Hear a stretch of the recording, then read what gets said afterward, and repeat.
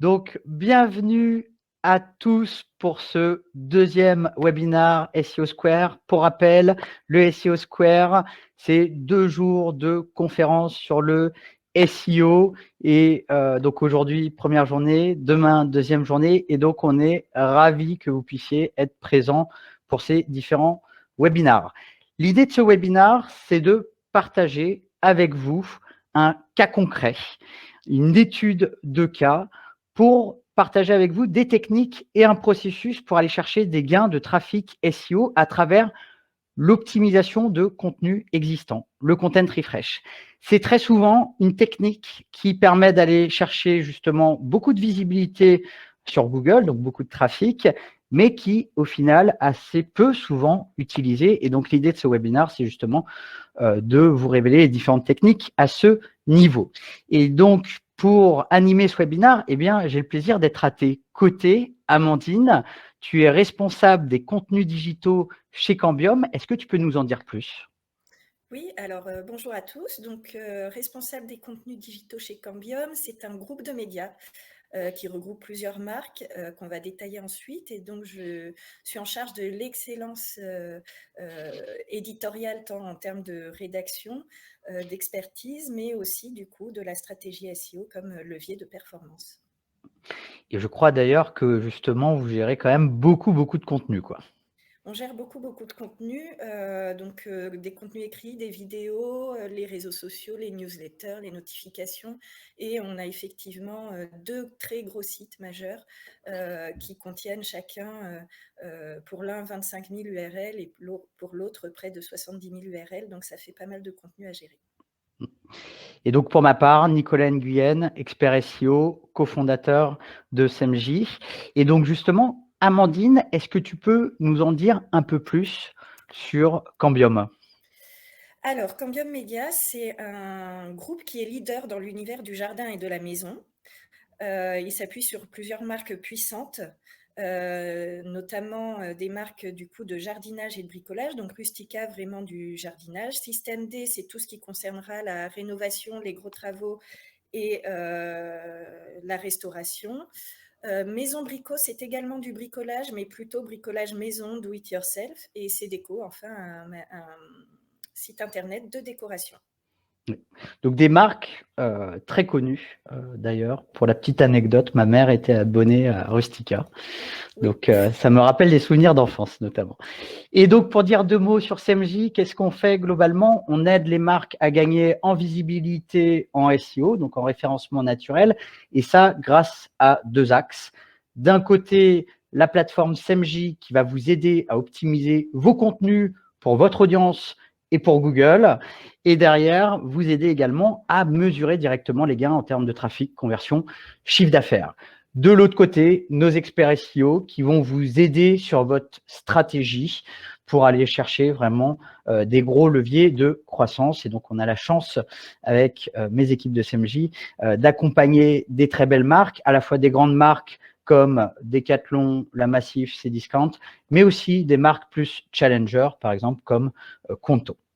Et donc, pour rappel, pour ceux qui n'étaient pas là pendant la plénière, on profite justement du SEO Square pour lancer des nouvelles offres chez SMJ que vous pouvez tester gratuitement pendant 28 jours. Donc, je vous invite à aller sur le site du SEO Square après cette conférence, cliquez sur le lien offre spéciale. On vous met également le lien dans le chat. Comme ça, vous pourrez vous-même justement optimiser vos contenus et aller chercher des gros gains. Alors, pour introduire cette conférence, notamment pour ceux qui n'étaient pas là pendant la plénière, vous avez probablement remarqué, pendant votre inscription au SEO Square, on vous a demandé combien de contenu vous produisez chaque mois. Et donc, la réalité, c'est que vous êtes nombreux à produire des contenus régulièrement. 84%, et même si on regarde, on a quasiment 60% d'entre vous qui produisent plus de 5 contenus par mois. Donc ça, c'est énorme. Maintenant, je vous propose un deuxième sondage, cette fois en live. C'est combien de temps investissez-vous sur l'optimisation de vos contenus existants? C'est-à-dire, vous avez publié les contenus, très bien, mais après, est-ce que vous revenez sur vos contenus pour les réoptimiser? 4 réponses possibles, jamais, rarement, régulièrement, systématiquement. Je vous propose de répondre dans le chat qu'on voit globalement les réponses. Donc, on a beaucoup de jamais et de régulièrement et de rarement. On a quand même pas mal de régulièrement. Donc, je vous avouerai, je suis plutôt étonné même. Donc, il y a un mix. Il y a un joli mix. Par contre, il n'y a pas beaucoup de systématiquement, clairement. Donc, pour ceux qui ont répondu jamais ou rarement, pour ceux qui ont répondu régulièrement, c'est très bien. Mais pour ceux qui ont mis jamais ou rarement, eh bien, sachez que c'est bien dommage. Pourquoi? Parce que si je fais une analogie justement dans l'univers de Cambium Media avec la marque Rustica, eh bien, optimiser ses contenus existants, c'est un peu comme arroser des fleurs. Hein, ça leur permet de grandir, de fleurir. Eh bien, vos contenus, c'est à peu près pareil. Si vous voulez que vos contenus continuent de vivre sur les moteurs de recherche, il faut en prendre soin, il faut les entretenir. Deuxième analogie, parce que j'avais vraiment envie de faire des analogies avec l'univers Cambium Media, cette fois avec la marque Systemd, donc autour de l'univers travaux. Optimiser vos contenus existants, c'est un peu comme rénover un ancien immeuble, un ancien appartement. Ça lui permet de prendre de la valeur. D'accord? Ça, c'est vraiment clé à avoir en tête.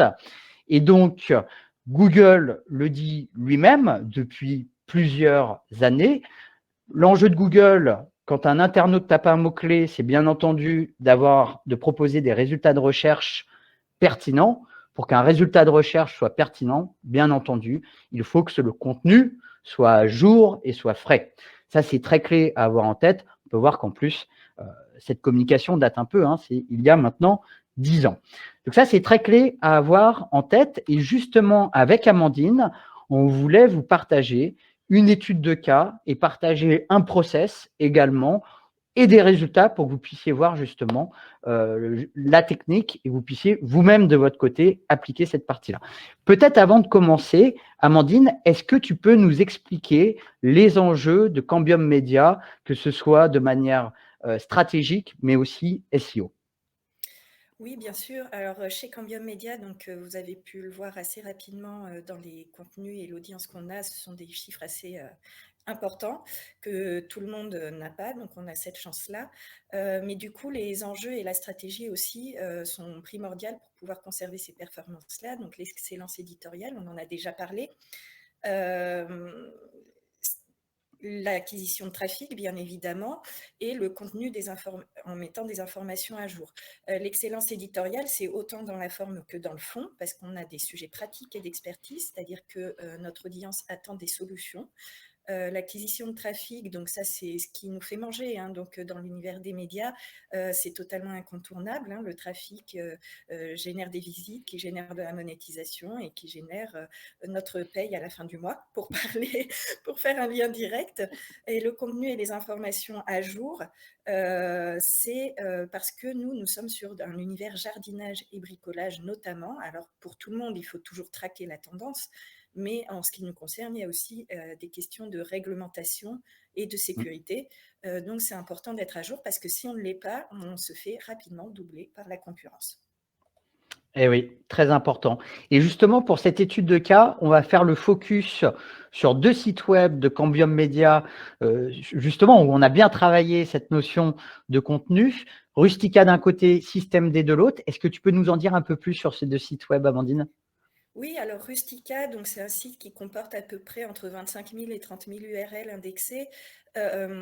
Et du coup, c'est vraiment un site pratique, jardinage, donc avec des questions autour de la permaculture, comment faire son potager, la culture de telle ou telle plante ou de tel ou tel légume. Et du coup, avec des rubriques annexes, mais directement liées. Donc, bien-être, ce sera tout ce qui est plantes médicinales, huiles essentielles, etc. Les animaux plutôt de la ferme ou de la campagne. Voilà. Et pour Systemd, du coup, on est vraiment sur des gros travaux, réparation, aménagement, outillage, avec aussi des rubriques comment bien choisir tel ou tel outillage, et puis du coup des comparatifs avant-après sur les travaux et la maison. Super. Et justement, on connaît tous l'univers Mediapresse. Maintenant, on voit bien depuis plusieurs décennies que le digital prend de l'importance. Justement, le digital, le numérique, Quel est l'impact en fait sur l'univers presse média? Alors de notre côté, il faut savoir que Rustica et Système D sont à la base des magazines papier qui ont Mm. chacun près d'un siècle d'existence, en tout cas Ah oui, environ. Donc voilà, donc du coup, le web est arrivé beaucoup plus tardivement, beaucoup plus récemment, à la fin des années 90. Et du coup, le web prend effectivement plus d'importance avec le temps. Déjà parce que notre public est dans la tranche d'âge des 50-75 ans, la majorité de notre public, et que avec le renouvellement des générations, les habitudes aussi d'utilisation changent. Donc ça peut aussi expliquer en partie cette configuration. Mm. Donc le numérique devient de plus en plus important. Qu'en est-il de la partie SEO? Il y a plusieurs canaux d'acquisition, les réseaux sociaux, l'emailing, etc. Quelle est la part de SEO pour les sites de Cambium? Bah, comme on le voit à l'écran, la part de SEO est quand même assez énorme. Donc, c'est vraiment notre cheval de bataille. Donc, 70% pour Rustica pour le trafic SEO, 77% pour Système D. En deuxième position, on a tout ce qui est en direct, c'est-à-dire ceux qui connaissent nos marques, nos abonnés. Donc, c'est la deuxième source d'acquisition de trafic. Et ensuite viennent les mailings et les notifications. Pour les réseaux sociaux, ça reste très faible pour le moment. On est en cours de développement, mais voilà, c'est pas l'essentiel du trafic. D'ailleurs, pour votre info, dans l'audience, il faut savoir qu'en général, en moyenne, sur tous les sites web, le SEO, c'est 51% de trafic. C'est la moyenne globale. Bien entendu, ça dépend si vous faites beaucoup de trafic payant ou pas, mais il faut savoir que le canal SEO est très généralement le canal numéro 1. Et donc, justement, chez Cambium, est-ce que tu peux nous en dire un peu plus sur les enjeux, les challenges autour du SEO? Oui, alors chez Cambium, du coup, nous ne sommes pas, enfin, en ce qui me concerne, je m'occupe des sites web, donc pas des magazines papier. Donc, l'enjeu n'est pas le même. Un magazine papier, on l'achète, parfois on garde une page de ce qui nous intéresse, mais du coup, il se renouvelle chaque mois ou chaque semaine ou chaque année. Pour le site web, c'est comme si on entassait les magazines papier les uns sur les autres, donc on se retrouve avec beaucoup, beaucoup de contenu produit, et donc c'est absolument indispensable de les optimiser. Le deuxième enjeu, et donc c'est vraiment dessus qu'on travaille, c'est d'optimiser les contenus qui sont en position 5 à 10 ou à 15 sur Google et les faire remonter du coup dans le top 4. Le top 3, ça serait encore mieux parce qu'on sait qu'au-delà, le taux de clic chute sévèrement. Mais si déjà on arrive à faire remonter ces contenus dans le top 4, c'est super. Mettre à jour quand les informations sont obsolètes, du coup, on l'a évoqué tout à l'heure, c'est par rapport à la concurrence, mais aussi des questions de sécurité et de crédibilité. Et enfin, réduire la cannibalisation, puisque effectivement, avec tous les contenus qu'on a, on se retrouve avec des sujets qui font doublon. Et du coup, en termes de SEO, ça nous pénalise légèrement. Eh oui, ça c'est forcément très clé.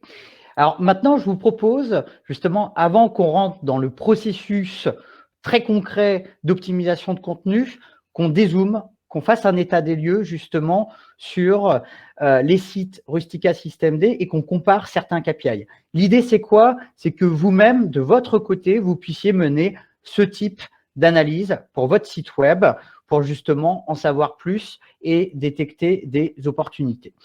Premier point à prendre en compte, c'est quand on regarde les performances SEO de Rustica et Système D, eh bien, ces sites web font énormément de trafic SEO mensuel.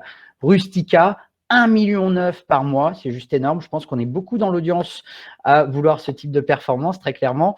Et Système D, 400 000.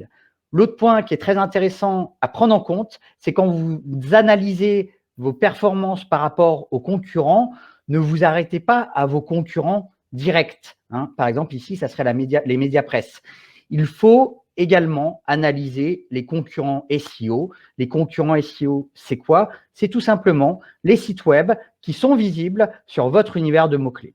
Par exemple, si on regarde Rustica, on peut voir qu'il y a deux types d'acteurs, des médias digitaux comme Gerbo, par exemple, mais aussi des sites e-commerce. Ça, c'est très intéressant à prendre en compte, hein, puisqu'on peut voir Gamme Vert, 1,4 million de trafic SEO sur leur contenu édito. Hein. C'est seulement sur leur contenu édito et non pas sur leur page transactionnelle. Donc ça, c'est un point important à prendre en compte parce que en analysant tout ce scope de concurrents SEO, c'est là où vous allez détecter certaines opportunités. Côté Système D, comme on peut voir, pareil, on a des gros e-commerçants comme Leroy Merlin, par exemple, qui a la première place, mais on a également des sites comme travaux.com qui sont là des plateformes de mise en relation autour des travaux. Donc ça, c'est très clé d'avoir en tête de bien analyser les différents concurrents. Ensuite, on va chercher à analyser notamment le netlinking. Le netlinking, plusieurs KPI possibles pour l'analyser. Là, je choisis les referring domaines. Qu'est-ce que c'est? C'est le nombre de sites web différents qui font au moins un lien, par exemple, vers le site de Rustica. Et là, ce qu'on peut voir, c'est que les sites Rustica et Systemd, ce sont des sites web qui sont très puissants en termes de netlinking. Rustica, plus de 4000 referring domaines, Systemd, plus de 8000. On peut voir qu'ils sont plutôt justement bien placés par rapport à l'univers concurrentiel. Qu'est-ce que ça veut dire? C'est-à-dire que le netlinking est bon et donc le contenu va être justement un levier prioritaire pour aller chercher de la performance. Ensuite, ce qui va être intéressant de regarder, et ça je vous invite vraiment à reproduire ce type d'analyse, c'est qu'on va analyser le nombre de contenus éditos sur chaque site web. Par exemple, le site de Rustica, c'est à peu près 25 000 URL, mais quand on isole les contenus éditos, eh bien là, on se retrouve avec 12 000 contenus éditos et côté Systemd, 11 000. Clairement, par rapport aux concurrents, ce qu'on peut remarquer, c'est que c'est un gros avantage. Côté Rustica Systemd, on a une énorme force de frappe en termes de quantité de contenu. Par contre, ce qui est intéressant de voir, c'est déjà côté jardinage, on a quand même certains challengers quand même, et notamment des sites e-commerce comme Gamme Vert qui ont produit 8000 contenus éditos pour un site e-commerce. C'est là où on voit aussi que les e-commerçants qui sont très matures en SEO ont bien compris le sujet et donc investissent énormément sur les stratégies de contenu. La quantité, c'est une chose, la qualité est très clé également, notamment la qualité d'optimisation SEO des contenus. Et donc là, ce qui va être intéressant, c'est notamment de mesurer le pourcentage de contenus qui captent du trafic SEO. Ça veut dire quoi? Ça veut dire que côté Rustica, quand je produis 100 contenus, eh bien, hélas, j'en ai 52 qui ne se positionnent pas assez sur Google et qui ne captent pas de trafic SEO. Et c'est bien dommage parce que ça veut dire qu'un contenu sur deux, hélas, on le jette plus ou moins par la fenêtre. Alors, il faut savoir qu'on est quand même sur des gros sites avec des fortes autorités. Si vous mesurez sur vos sites web qui potentiellement ont une plus faible autorité, il y a des chances que vous ayez entre 10 et 30% de vos contenus qui se positionnent en SEO. Il faut le savoir. Côté Systemd, le delta est encore plus important. 40% des contenus captent du trafic SEO, alors que travaux.com, c'est 80%, 2 fois plus. Qu'est-ce que ça veut dire? C'est-à-dire que travaux.com, très clairement, il y a des SEO derrière la stratégie de contenu et ils ont mis en place des process très, je dirais, poussés justement pour optimiser cette partie-là.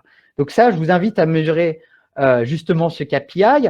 Et un autre KPI qui est très clé à avoir en tête, c'est quand on prend tout le trafic SEO rapporté par ces contenus et qu'on le divise au final par le nombre de contenus, ça nous permet d'avoir un trafic SEO moyen par contenu. Et donc, côté Rustica, quand on produit un contenu, en moyenne, on ramène 150 visiteurs SEO par mois. Côté Systemd, 36. Et ce qui est très intéressant, du coup, c'est de voir que le delta est très important entre Systemd et travaux.com, quasiment x10. Et ça, c'est vraiment un enjeu clé. C'est-à-dire que potentiellement, pour 20-25% d'efforts en plus d'optimisation de contenu, vous pouvez aller chercher jusqu'à potentiellement x3, x5, x10 de trafic. Ça, c'est la clé du ROI. On le sait tous. Le contenu, ça prend du temps, ça coûte de l'argent, et donc le ROI est forcément très important à la fin. Donc, pensez à optimiser vos contenus. Et maintenant, quand on regarde l'ensemble de ces contenus, donc je rappelle 12 000 côté Rustica, 11 000 côté Systemd, eh bien, on peut voir que 80% pour Rustica et 88% pour Systemd de ces contenus eh bien, se positionnent sur leur mot-clé principal en dehors du top 3. Et donc, comme disait Amandine, c'est dans le top 3, top 4 que tout se passe.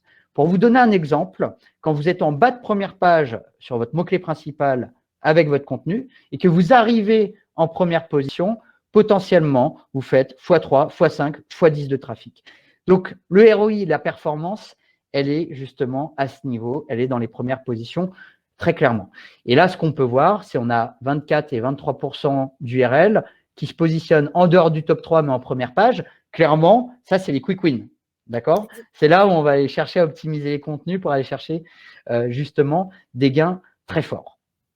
Et donc, justement, à l'époque, quand on avait échangé avec les équipes de Cambium, justement, notamment sur ces différents KPI, l'idée, ça a été quoi? Ça a été de vous proposer une solution tout en un qui vous permettait justement, d'un côté, de rendre autonome les rédacteurs de Cambium grâce à l'outil, la plateforme SEMJ pour optimiser les contenus, et de l'autre côté, notre équipe d'experts pour aider sur la stratégie et aussi pour coacher les équipes d'un point de vue SEO. Et ça, c'est vraiment souvent, on a beaucoup de retours de nos clients qui nous disent justement que ça, c'est un point fort, l'alliance de l'outil et des experts qui aident énormément. Maintenant, je vous propose justement que, Amandine, tu nous montres et que tu nous expliques le process d'optimisation de vos contenus existants que vous avez mis en place. Oui. Alors, en fait, il y a des choses qui sont très logiques, c'est-à-dire qu'on est déjà tous utilisateurs à la base. Donc, on a déjà un peu cette attente de savoir ce que peut attendre un utilisateur d'Internet en termes de requêtes. Malgré tout, on est tous différents. Donc, comment savoir ce que pensent les autres? C'est bien utile d'avoir des outils qui nous permettent de cibler les intentions de recherche qui génèrent le plus, justement, de trafic et de requêtes. Donc, en fait, voilà, ce qu'on voit à l'écran, c'est la plateforme SEMJ qui permet du coup d'avoir à la fois un échantillon du site internet, de nos sites internet, avec le volume de recherche sur le mot-clé, en quelle position il se situe, le content score, et du coup de créer des priorités sur les contenus à optimiser. Après, il faut savoir que chez nous, notamment sur le jardinage, on a aussi une question de saisonnalité, donc il faut recouper un petit peu ces informations pour justement déterminer quel contenu, en fonction de la période à laquelle on se trouve, on peut optimiser assez facilement, rapidement, et pour avoir vraiment une belle performance à la clé. Quand on entre dans une URL, par exemple récolter et conserver la ciboulette, on voit donc l'intégralité du contenu tel qu'il figure sur le site internet à gauche, et à droite on voit 3 onglets optimisation, concurrent, performance, avec des indicateurs du coup qui permettent d'évaluer les critères SEO les plus pertinents. Pardon. Et donc vous l'aurez très rapidement compris, si la petite barre est verte, c'est que tout va bien, mais si elle est rouge ou orange, c'est qu'on a quand même une belle marge d'amélioration. Donc, si on rentre dans une des catégories, donc par exemple Search Intent, on voit aussi que SEMJ propose des suggestions d'amélioration en lien avec ce qui est le plus recherché par les internautes. Et donc, l'idée, c'est d'essayer d'optimiser le contenu, de vérifier si on utilise bien ces termes-là ou pas, et du coup, de voir en fonction du contexte et de la pertinence du contenu, à quel endroit on peut éventuellement améliorer les intents pour que ça réponde aux requêtes des internautes. Ça, c'est un point d'ailleurs extrêmement important. Vous entendez de plus en plus parler des intentions de recherche. Ce qui est important de prendre en compte, je pense, c'est que quand un internaute tape un mot-clé comme ciboulette, en fait, tous ces internautes, ils vont se poser plein de questions différentes. Et le meilleur contenu, c'est quoi? C'est le contenu qui répond à l'ensemble de ces intentions. Ça, c'est vraiment très clé. Et d'ailleurs, dans cet écran que tu montres, Amandine, là, le gros avantage, c'est que tout est chiffré. À droite, vous pouvez voir, par exemple, que si on parle de ciboulette, eh bien, planter de la ciboulette, c'est recherché 2000 fois par mois. Donc, on a intérêt, clairement, à faire un paragraphe qui explique comment on plante de la ciboulette. Exactement. Et donc, on voit le contenu tel qu'il est là, à l'écran, un content score de 31 sur 100, donc avec une belle marge de progression. Un autre item comme question, par exemple, est-ce qu'on répond bien à ces questions? Est-ce qu'elles sont posées dans notre structure HN? Du coup, ça permet effectivement de guider un petit peu la trame de notre article pour pouvoir justement répondre davantage à l'internaute. Ensuite, on a les topics, donc combien de fois on utilise tel ou tel terme qui est fortement recherché. Donc là, on a des indicateurs qui permettent de nous dire, ben là, par exemple, ciboulette chinoise, on le mentionne 0 fois. Idéalement, il faudrait qu'il soit mentionné entre 3 et 10 fois. Bon, après, est-ce qu'on parle vraiment de ciboulette chinoise dans ce contenu-là? Il faut toujours faire un petit peu attention au contexte, mais globalement, voilà, ça donne quand même de très, très bons indicateurs et aussi par rapport à la concurrence, on y reviendra juste après. Les incoming links, ça permet du coup de générer le maillage interne depuis d'autres pages et du coup, voilà, de créer un maillage interne plus pertinent et plus fourni qui agira notamment sur les durées de session et qui fera remonter, qui créera des liens sémantiques entre nos contenus sur le site internet et qui pourra faire remonter nos URL sur le PageRank de Google. Et on voit du coup au fur et à mesure que le content score augmente au fil de l'optimisation. Voilà, mais justement, j'étais en train de le dire. Donc le content score a augmenté et est passé à 88, ce qui est tout à fait satisfaisant. Ce qu'on peut ensuite observer, c'est parfois au bout de quelques semaines ou de quelques mois, l'impact qu'a eu cette optimisation sur le contenu. Donc SEMJ permet de le voir. Ça permet un suivi analytique au plus proche du contenu dont on a la charge. Et là, on voit un trafic plus de 104% de trafic SEO sur comment éliminer les vrillettes entre le moment où on a utilisé l'outil pour l'optimisation et le moment où on allait voir l'augmentation, du coup, l'impact au niveau du trafic. Donc D'ailleurs, ce qui est assez intéressant, c'est on voit l'inertie en termes de gain maximum potentiellement 2 mois, quoi. Ça, c'est oui. Google, hein, c'est le SEO. Parfois, il faut être patient. Par contre, bah, c'est important de pouvoir le mesurer, justement. Exactement. Le SEO est une question de patience. Concernant la concurrence, du coup, le deuxième onglet, on peut aller voir les structures sur un article similaire, donc qui parle de ciboulette. On peut aller voir la structure choisie par la concurrence et du coup voir par rapport à notre propre contenu si ça se rapproche, si c'est totalement différent et du coup se poser des questions, les bonnes questions justement pour pouvoir être compétitif. Ça, c'est un point très important d'ailleurs à avoir en tête, hein. C'est quand vous souhaitez viser le top 3 sur un mot-clé, la bonne manière de faire, elle est très simple. C'est faites un contenu qui est bien meilleur que le top 3. C'est aussi simple que ça, entre guillemets. Exactement. Ça demande parfois peu de temps, mais il faut s'y mettre. Mm. Et donc, on voit qu'en termes de concurrence, ici, on voit les thématiques sur lesquelles se positionnent les concurrents et leur position dans les résultats de recherche. Et donc, sur la ciboulette, nous, on se trouve en 5e position. Et on voit qu'on a quelques trous d'un point de vue de la thématique. Donc, est-ce qu'il ne faudrait pas compléter pour que l'article soit un peu plus fourni? Est-ce qu'on a vraiment envie de se positionner sur exactement les mêmes choses ou se différencier?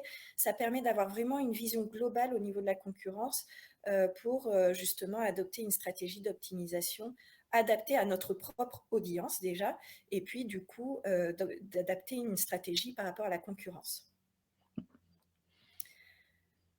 Et du coup, au-delà de la donnée SEO qui clairement permet de rendre autonome au maximum les rédacteurs SEO, je pense que vous l'aurez compris, hein, notamment pour bien comprendre les besoins de l'audience, parce que c'est ça la clé pour faire un bon contenu.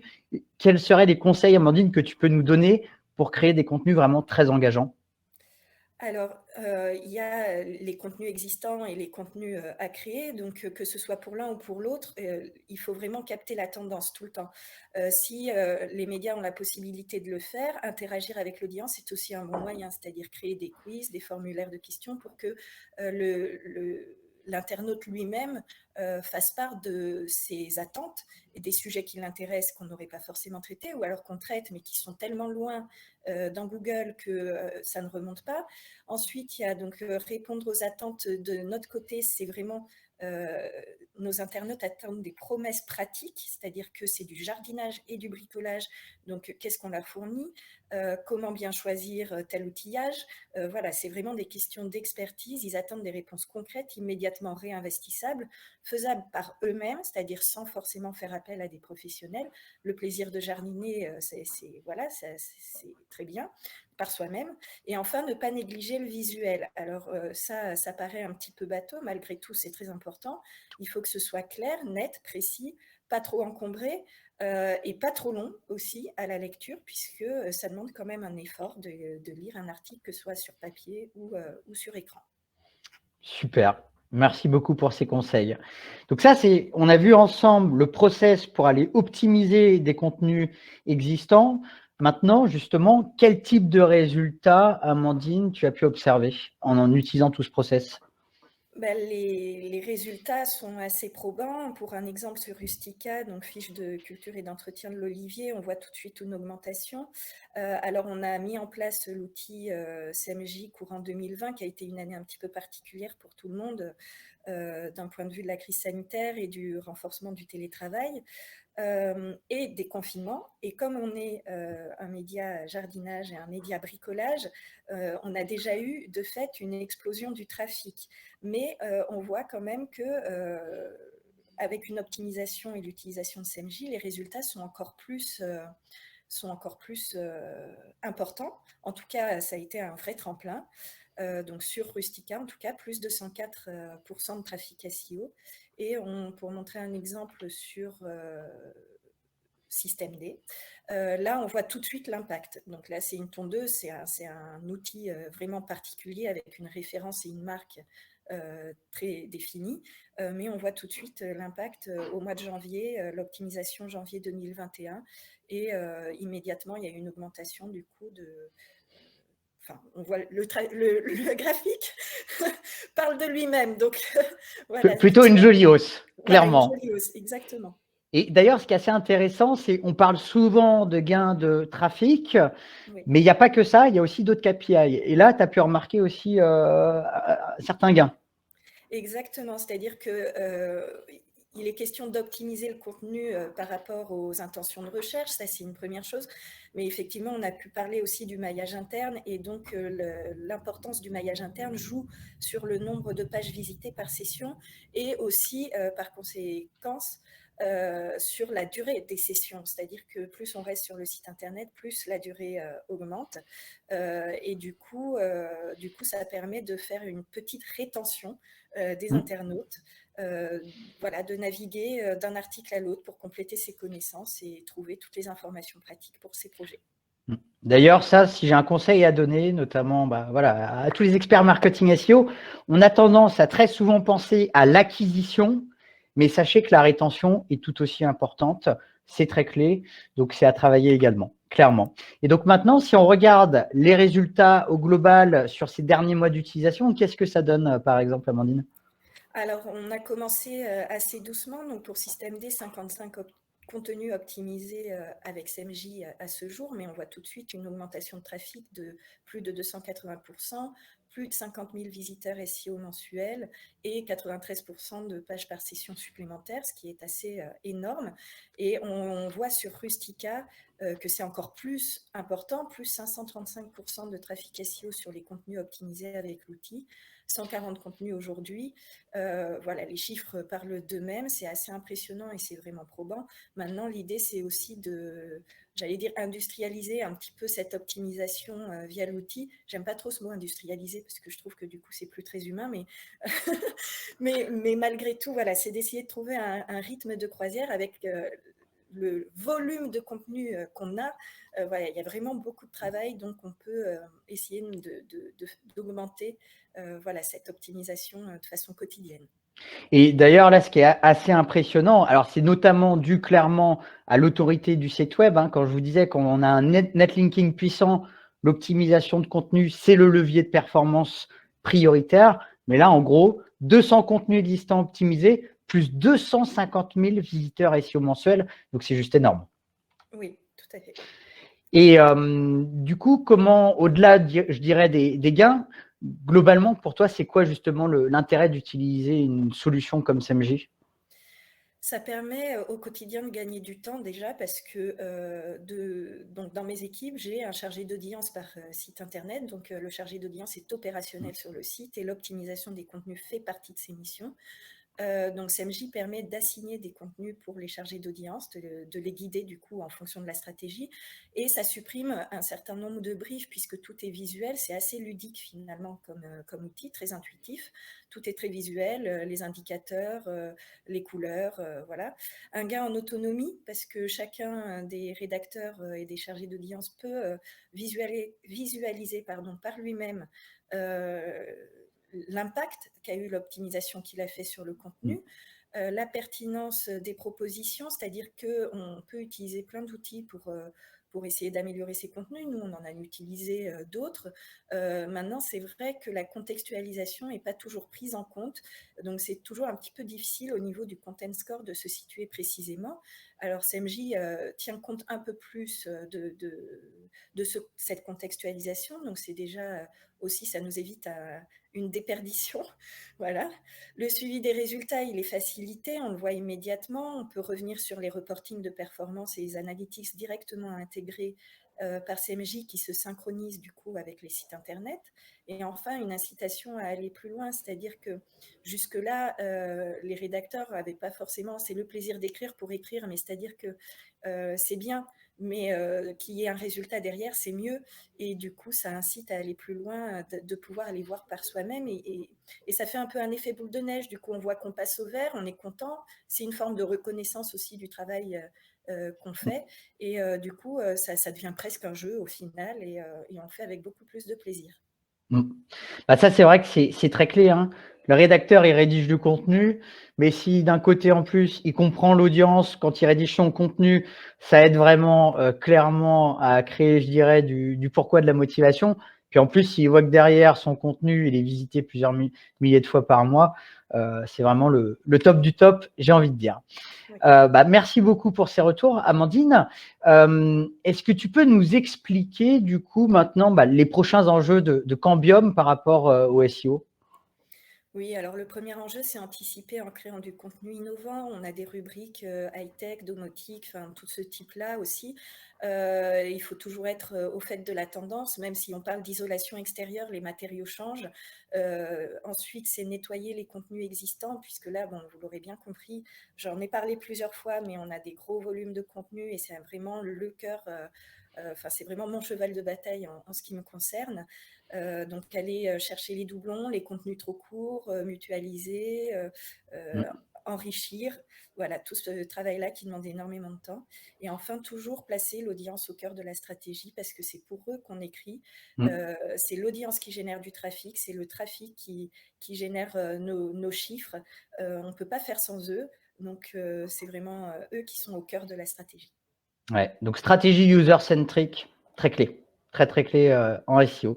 Et justement, par rapport à ces enjeux, comment les équipes de CMJ peuvent aider?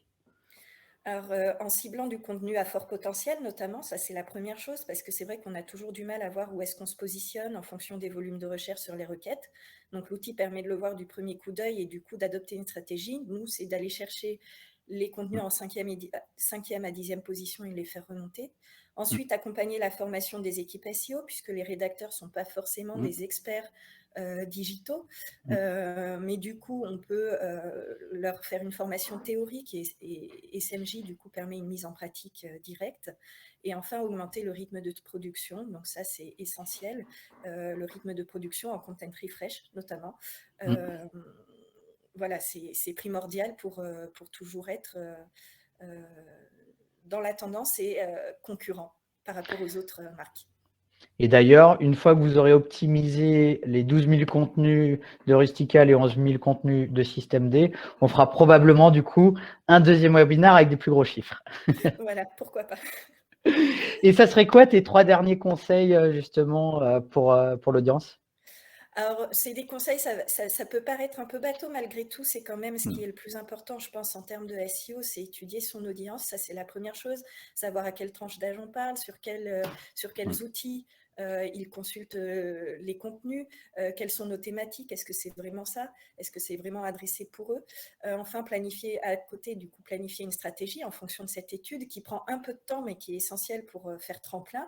Et enfin, articuler les 3 piliers du SEO, ça je pense qu'on va en entendre parler pendant les 2 jours qui viennent. Du coup, c'est le côté technique, le côté contenu, rédaction des contenus, l'un et l'autre ne peuvent pas fonctionner indépendamment. On peut avoir la technique, si on n'a pas le contenu, ça ne suit pas, et inversement.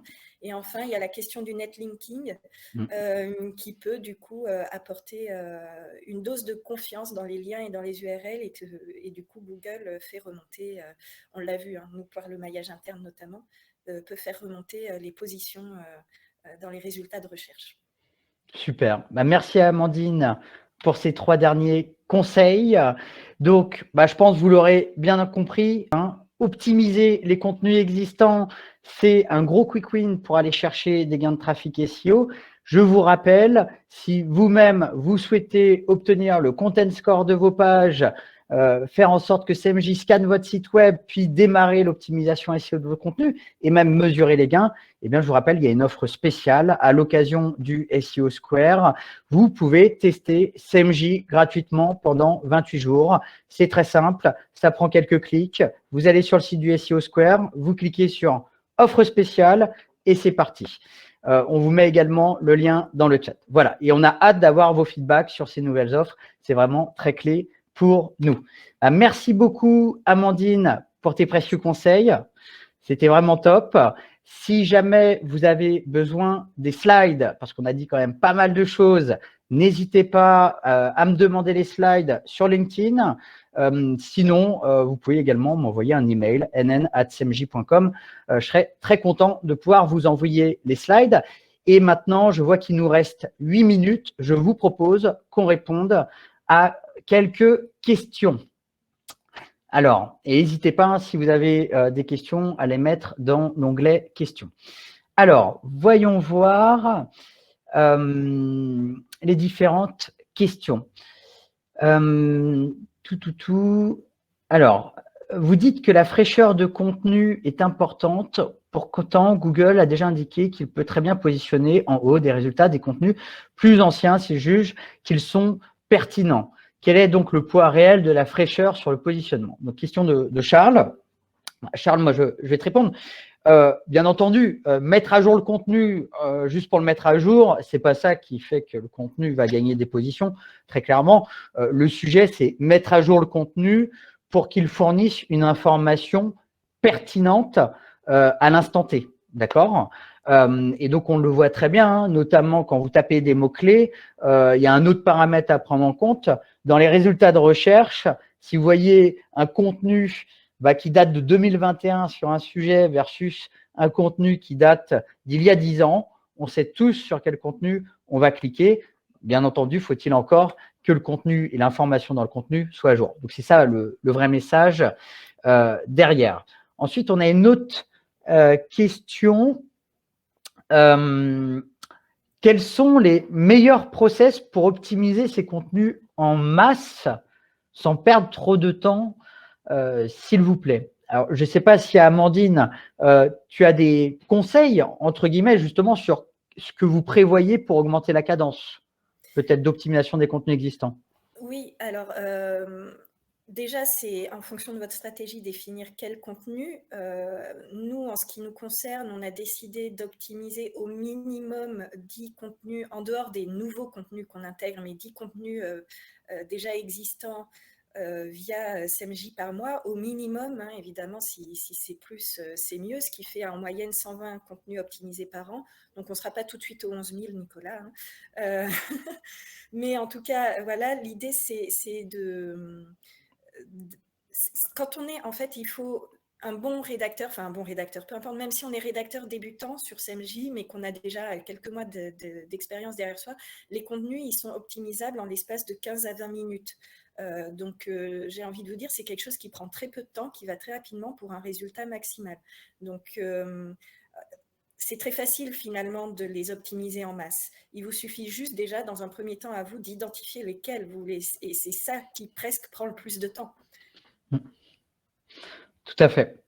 Ensuite, on a une autre question qui est assez globale, je pense. Il y a plusieurs réponses possibles.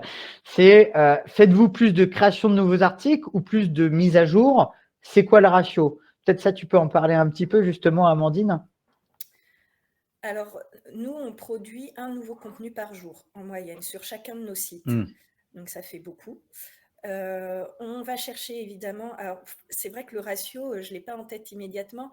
Moi, ma stratégie, enfin mon cheval de bataille à moi personnellement, c'est d'aller optimiser les contenus existants. On essaye d'avoir un équilibre entre les deux parce que il faut toujours il faut toujours pouvoir répondre à l'instant T à la demande de l'internaute. Il y a toujours des nouveautés qui arrivent sur le marché. Il faut vraiment être au fait de ça. Mais du coup, l'optimisation des contenus déjà existants est aussi important finalement, je dirais 50-50. Je dirais 50-50. Ouais. Souvent, nous, ce qu'on voit avec les différents clients qui utilisent SEMJ, voilà, l'idée, c'est d'avoir un ratio, en effet, de se fixer des objectifs. Ça dépend bien entendu du nombre de contenus existants que vous avez, hein, mais de se dire peut-être, voilà, vous avez au moins entre, je dirais, 20 et 50% de vos efforts sur l'optimisation de l'existant, au moins au début, parce que ça vous permet vraiment d'aller chercher des très jolis gains d'un point de vue SEO. Ensuite, on a une question d'Audrey. Bonjour, pour du contenu qui est au-delà d'une position 15, est-ce que ça vaut le coup de faire justement ce content refresh? Est-ce que là-dessus, toi, tu as des retours, Amandine? Mais si tous les autres contenus sont dans les 4 premières positions et qu'il vous reste que ceux-là à optimiser, j'ai envie de dire pourquoi pas. Maintenant, si vous avez des contenus qui se trouvent en meilleure position que celui-là, mais pas dans les 4 premières, je pense que les efforts doivent, je veux pas que ce soit une injonction, mais en tout cas, en ce qui me concerne, les efforts se porteraient plutôt sur ceux qui ont un potentiel plus important. Ouais. Ça, c'est un point important à prendre en compte. En fait, ça dépend de plein de paramètres, notamment, est-ce que le contenu est le levier qui vous permet de viser le top 3? D'accord? C'est notamment le score de priorisation que tu montrais, Amandine, hein, dans l'outil CMJ. Il va analyser la taille de contenu, l'optimisation des contenus du top 3 concurrents comparé avec le vôtre pour voir si justement il y a un gros delta et si c'est le levier du coup qui va vous permettre de viser le top 3. Donc ça, c'est tout l'enjeu du score. Oui. Et tu voulais dire, Amandine? Oui, après, il y a aussi la question de quels mots-clés on vise. Bien sûr. Si c'est un mot-clé de longue traîne ou de tête de traîne. Bien sûr. Et puis, peut-être que c'est juste une question de positionnement par rapport à ce mot-clé, c'est-à-dire qu'il sera au-delà de la position 15 sur tel mot-clé, mais peut-être que le mot-clé visé, en fait, n'est pas le bon et que ça peut aussi très bien le faire remonter très rapidement en réajustant ce paramètre-là. Très, très clairement. Peut-être une dernière question de Karine. Dans le positionnement SEO actuel de Cambium Media, est-ce que vous utilisez plus de mots-clés de courte traîne ou de longue traîne? Alors, question pas simple, j'imagine. Question pas simple, oui. Non, on utilise un petit peu un patchwork des deux, c'est-à-dire que, alors je ne sais pas si c'est la meilleure solution, mais on va utiliser plutôt des mots-clés principaux dans le title et tous ces aspects-là du contenu. Et puis, on va effectivement utiliser des mots-clés de longue traîne plutôt dans les HN inférieurs hiérarchiquement, pardon, et puis dans le contenu en lui-même, dans le contenu rédactionnel. Mais voilà, pour répondre à la requête internaute, c'est le mot-clé principal qui fait foi. Et après, voilà, il faut jouer sur un équilibre. Super. Et dernière question, parce que je vois que l'horloge tourne. Question de Yannick. Que faire lorsqu'après une optimisation de contenu, on constate que ça a plutôt dégradé les positions? Alors, ça, je vais me permettre de répondre. Yannick, normalement, en optimisant le contenu, on n'est pas censé dégrader les positions. On est censé justement gagner des positions. C'est-à-dire que là, potentiellement, vous avez modifié le contenu, mais vous n'avez pas bien identifié, je dirais, notamment les intentions de recherche par rapport aux mots-clés. Ce n'est pas normal.